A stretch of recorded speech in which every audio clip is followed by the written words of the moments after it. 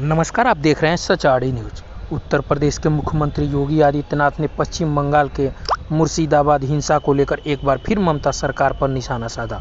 उन्होंने कहा कि बंगाल जल रहा है और मुख्यमंत्री चुप हैं। दंगाइयों को शांति दूत कहती हैं। सीएम योगी ने यह भी कहा कि लातों के भूत बातों से कहाँ मानने वाले हैं। सीएम योगी ने मंगलवार को हरदोई में अमर सेनानी राजा नरपति सिंह स्मारक स्थल पर आयोजित विभिन्न विकास कार्यों के लोकार्पण और शिलान्यास कार्यक्रम को संबोधित किया। उन्होंने रैली को संबोधित करते हुए कहा, याद कीजिए 2017 से पहले के उत्तर प्रदेश को हर दूसरे तीसरे दिन दंगा होता था। इन दंगाइयों का उपचार ही डंडा है, बिना डंडे के मानेंगे नहीं। आप देख रहे होंगे कि बंगाल जल रहा है, वहाँ के मुख्यमंत्री चुप हैं। दंगाइयों को शांति दूत कहती हैं। लातों के भूत बातों से कहाँ मानने वाले हैं। लेकिन सेकुलरिज्म के नाम पर इन लोगों ने दंगाइयों को दंगा करने की पूरी छूट दे रखी है। देखिए इस पूरी रिपोर्ट। 2017 के पहले के उत्तर प्रदेश को हर दूसरे तीसरे दिन दंगा होता था। बहनों और भाइयों, इन दंगाइयों का उपचार ही डंडा है, बिना डंडे के मानेंगे नहीं। आप देख रहे होंगे बंगाल जल रहा है, वहां की मुख्यमंत्री चुप है। दंगाइयों को शांति दूत कहती है। अरे लातों के भूत बातों से कहां मानने वाले हैं। लेकिन सेकुलरिज्म के नाम पर इन लोगों ने दंगाइयों को दंगा करने की पूरी छूट दे रखी है। पूरा मुर्शिदाबाद पिछले एक सप्ताह से चल रहा है, सरकार मौन है। बहनों और भाइयों, इस प्रकार की अराजकता पे लगाम लगनी चाहिए और मैं धन्यवाद दूंगा इस बात के लिए वहां की माननीय न्यायालय को, जिन्होंने वहां पर केंद्रीय बलों की तैनाती करके वहां के अल्पसंख्यक हिंदुओं की सुरक्षा की व्यवस्था करने के लिए कदम उठाया है और आज केंद्रीय बल वहां पर तैनात है। आपने वहां की पीड़ा सुनी होगी। सब लोग मौन है। कांग्रेस मौन है मुर्शिदाबाद के दंगों पर, कांग्रेस मौन है, समाजवादी पार्टी मौन है, टीएमसी मौन है।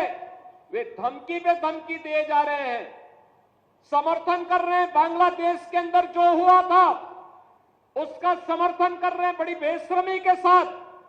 अगर उन्हें बांग्लादेश अच्छा लगता है तो उनको बांग्लादेश ही जाना चाहिए। क्यों भारत की धरती पर बोझा बने हुए हो? क्यों भारत की धरती पे बोझा बने हुए हो? हम आभारी हैं प्रधानमंत्री मोदी जी के और गृह मंत्री अमित शाह जी के, जिन्होंने वक्फ संशोधन अधिनियम को पारित करके गरीबों की जमीनों पर, सार्वजनिक जमीनों पर पड़ने वाली डकैती पर लगाम लगाने का काम इस अधिनियम, संशोधन अधिनियम के माध्यम से पारित किया है। अब ये जमीन जो वापस आएगी, बहनों और भाइयों, इसमें हॉस्पिटल बनेंगे, इनमें गरीबों के लिए मकान बनेंगे, हाई राइज बिल्डिंग बनेगी, यहां पर स्कूल बनेंगे, विश्वविद्यालय बनेंगे, निवेश के लिए लैंड बैंक बनेगा।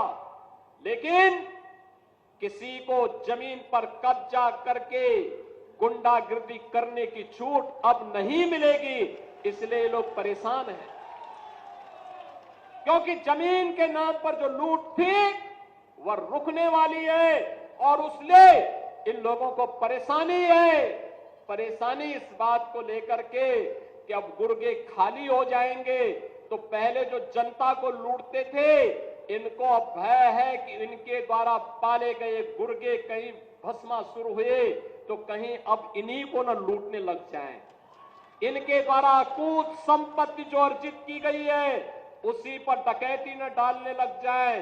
इसलिए उस भय के कारण ये वक्फ के नाम पर जनता को बेवकूफ बनाने का काम कर रहे हैं, जनता के आंखों में धूल झोंकने का काम कर रहे हैं, गुमराह करने का काम कर रहे हैं। लेकिन गुमराह होने की आवश्यकता नहीं। हमें देश के संविधान पर, बाबा साहब भीमराव अंबेडकर के द्वारा बनाए गए संविधान पर विश्वास करना है। विकास की प्रक्रिया के साथ जुड़ना, सैकड़ों वर्षों तक विदेशी आक्रांताओं के द्वारा अपमानित होने, लगातार अलग अलग स्थानों पर उनके खिलाफ प्रतिकार होते थे, लेकिन सामूहिक रूप से यह लड़ाई पूरा भारत एकजुट होकर के लड़े, यह दृश्य कम देखने को मिलता था। 1857 का प्रथम स्वतंत्र समर पूरे देश को एकजुट होकर के लड़ने के लिए एक नया उत्साह और एक नए उमंग के साथ आगे बढ़ता हुआ दिखाई दिया है। बहनों और भाइयों, मंगल पांडे के द्वारा बैरकपुर में शुरू किया गया अभियान कहीं मेरठ के अंदर, कहीं झांसी के अंदर, कहीं बिठूर के अंदर, कहीं बलिया और गोरखपुर के अंदर, कहीं लखनऊ के अंदर और कहीं पे राजा नरपत सिंह के नेतृत्व में हरदोई के अंदर यह अभियान आगे बढ़ा। याद करिए क्या जज्बा था। जिससे पूछो, जहां पूछो, मंगल पांडे से जब पूछा गया था कि आखिर तुम तो ब्रिटिश सेना के हिस्से हो, क्यों आजादी की बात करते हो, उन्होंने कहा रखो अपनी नौकरी, मेरा देश स्वतंत्र होना चाहिए, भारत माता की आन मान और शान की रक्षा होनी चाहिए। रानी लक्ष्मीबाई से पूछा गया, रानी लक्ष्मीबाई से कहा गया कि केवल एक बार कह लो ना कि हम तो विदेशी हुकूमत के साथ मिलकर के काम करने को तैयार हैं, उनकी झांसी सुरक्षित रह जाएगी।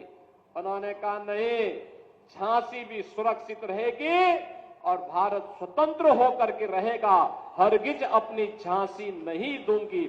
और इसीलिए तो हर भारतीय के मुंह से निकल पड़ा, खूब लड़ी मर्दानी वो तो झांसी वाली रानी थी। बिठूर में नाना राव पेशवा के नेतृत्व में 1857 के प्रथम स्वातंत्र समर की जो रणनीति बनी थी, उस रणनीति का बिगुल फूंकने के लिए हरदोई के अंदर राजा नरपत सिंह उस लड़ाई को लेकर के यहां कार्य कर रहे थे।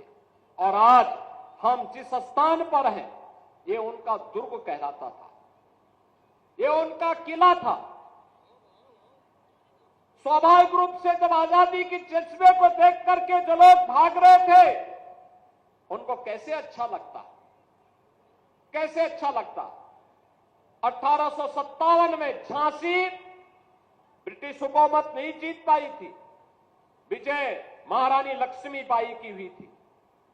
हरदोई में, इस क्षेत्र में ये विजय राजा नरपत सिंह की हुई थी। वहां पर अंग्रेज विजय नहीं हो पाए थे। ऐसे ही गोरखपुर में बंधु सिंह को वे परास्त नहीं कर पाए थे। अलग अलग स्थानों पर जहां पर भी ये स्वतंत्र समर एकजुट होकर के नाना राव पेशवा के रणनीति के तहत आगे बढ़ा, वहां पर भारत के लोग जीते थे। और बाद में यह मंद पड़ता गया और अंततः ब्रिटिशर ने फिर अत्याचार की पराकाष्ठा की। और जिसका एक उदाहरण आपके सामने महाराजा नरपत सिंह का यह दुर्ग भी है, जो खंडरों में तब्दील होकर के आज वहां पर एक टीले के रूप में मात्र बचा हुआ है। मैं धन्यवाद दूंगा और आभारी हूं केंद्रीय मंत्री और उस समय के उत्तर प्रदेश के निवर्तमान मुख्यमंत्री के रूप में माननीय राजनाथ सिंह जी को, उस समय के सांसद श्री जयप्रकाश रावत जी को, जिन्होंने महाराजा नरपत सिंह ग्रेकवार का यह भव्य स्मारक यहां पर खड़ा किया। और आज ये स्मारक हम सबको एक नई प्रेरणा दे रहा है। और मैं धन्यवाद दूंगा यहां के लोकप्रिय विधायक सियासी सिंह आंसू को, जिन्होंने भारत माता के ऐसे महान सपूत के स्मारक का दर्शन करने के लिए आज मुझे यहां पर आने का अवसर प्रदान किया है।